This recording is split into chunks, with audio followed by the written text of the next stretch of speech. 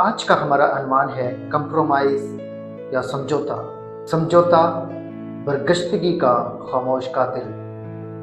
اگر ہم پیدائش کی کتاب اس کا 13واں باب اس کی 12ویں اور 13ویں آیت کو پڑھیں تو وہاں پر لوط اور ابراہیم جب جدا ہوئے تو ابراہیم نے اس جگہ کو چنا جو پہاڑ کی طرف، جو خدا کی جگہ، جو خدا کی قربت میں اور جو برکت کی جگہ تھی، جو وہ جگہ تھی جو خداوند کی طرف سے تھی۔ لیکن لوط نے وہ جگہ چنی جو سدوم اور عمورہ، جو گناہ کے قریب اور ناپاک لوگوں سے، گناہگار لوگوں سے، بدکار لوگوں سے بھری جگہ تھی۔ اور ابراہیم کے بارے میں لکھا ہے کہ وہ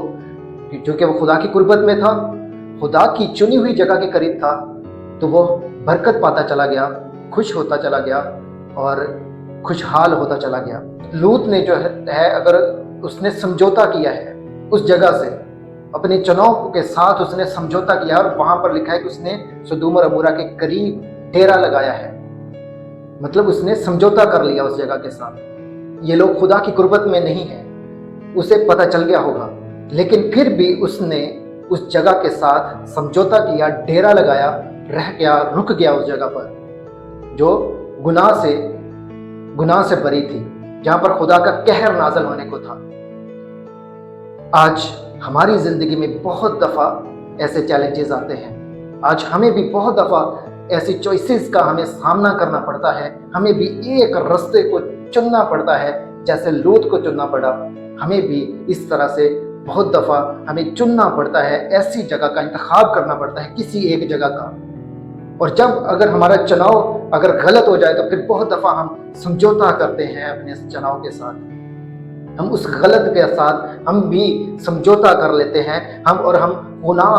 میں پھنس جاتے ہیں، ہم گناہ کرنے لگ جاتے ہیں، اور ایک دفعہ گناہ کرنے کے بعد ہم سمجھوتا کرتے اور بار بار ہم گناہ کیے چلے جاتے ہیں، دستے چلے جاتے ہیں، ہم گناہ میں سمجھوتا کر لیتے ہیں اس گناہ کے ساتھ، اور ہم ہلاکت کا، زوال کا، برگشتگی کا باعث بنتے ہیں، خدا سے دور جانے کا ہم باعث بنتے ہیں، ہلاکت کا باعث بنتے ہیں۔ آج ہمارے لیے بھی یہی سبق ہے کہ جیسے لوط کا چناؤ غلط تھا، پھر اس نے اپنے چناؤ کے ساتھ سمجھوتا کیا، آج ہمارے لیے بھی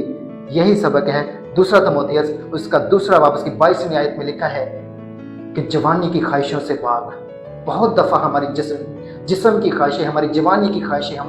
ہماری ضروریات جو ہیں ہمارے لیے ایسے چناؤ کا، ایسے سمجھوتے کا باعث بنتی ہیں